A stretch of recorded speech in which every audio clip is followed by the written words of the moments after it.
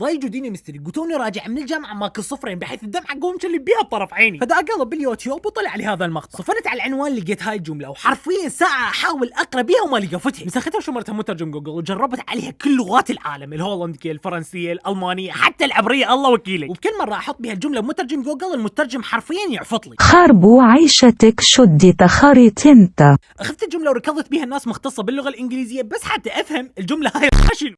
بعد دراسات عميقه كلش المستوى ذكاء الاخ طلع كاتب نصب فخ للضباع وين مترجم جوجل وما ناسخ الترجمه الانجليزيه. لا شو مسوي؟ احذر رايح على الترجمه المعربه ناسخها عبالة لغه انجليزيه.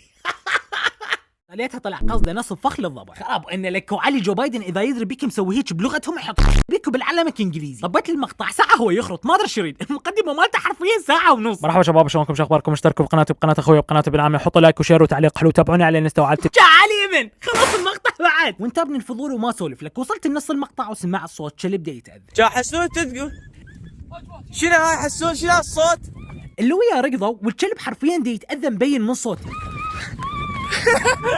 واللي غثني صاحب القناه دا يضحك ليش ما ادري. ظليت صافن ومنصدم قلت مستحيل شنو هاي بشر ايش هذا؟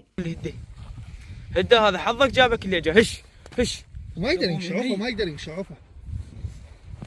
طلعوا ناصبين فخ الضبع وين؟ بالصحراء، يعني حرفيا رايحين بيت الضبع وناصبين له فخ بيه حتى لا يطب البيت. وطاح بالفخ جرو صغير كاسرين ايده ولد غثك يضحكون عليه. رجله متعوره والله هدا خي ولي هدا هذا حظك جابك اللي جا هش هش ما يقدر ينشعوفه ما يقدر ينشعوفه.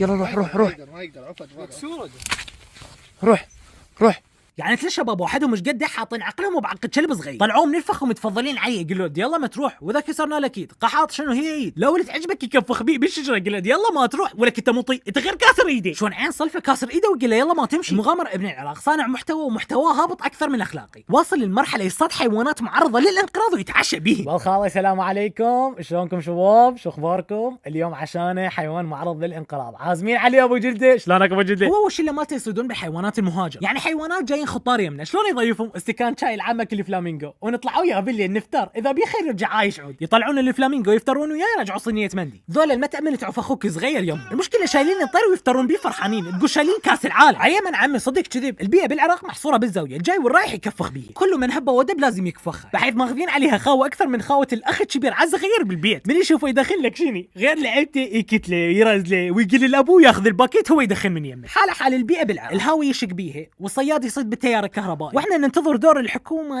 يا حكومه الحكومه طالع حرفيا الحكومه طالع اكثر من الصيادين. الحكومه ايش تسوي؟ الحكومه تقص الاشجار لحتى توسع بها الشوارع. وعلى سبيل المثال انا هواي مسافر لبغداد وبكل مره اسافر الها اروح الشارع كراده داخل لان الاشجار اللي بيه تطق بالقاع. قبل شهر طبت الحكومه شالت الصبات خلت خيوط وقصت الاشجار لحتى توسع الشارع 30 سنتيمتر. يعني انا اوجه سؤال واحد للمسؤول عن المشروع، انت ايش نايم براسك خالد؟ تتوقع 30 سنتيمتر راح تفوت لك سياره بالشارع؟ شنو خبل انت؟ البيئه بالعراق بدها تنهمل اكثر واكثر، وهذه هي الاسباب اللي تخلي العواصف الرمليه بالصيف الشقنه بالنص. هي نفسها الاسباب اللي تخلي ثورات العراق معتمده على النفط. سوق الغزل بوحده لو كان بدوله ثانيه كان سقطها. سوق الغزل بوحده لو يدرون بمنظمه حقوق الحيوان وعلي يكفرون بدين العراق وبدين الحيوان اللي هاجر له بعد، يحطون العراق هيك بقزازه حتى لا احد يفوت لنا بعد. ضروري يكون اكو موقف من المنظمات شو اسمه اريد اقول الحكومه بس مستحي لان هم نفسهم اللي يطيحون حظ البيئه بالعراق. بس يلا شو تسوي؟ يلا خوش بيئتي هويتي. كافي لك ازرع شجره بباب بيتكم سدع.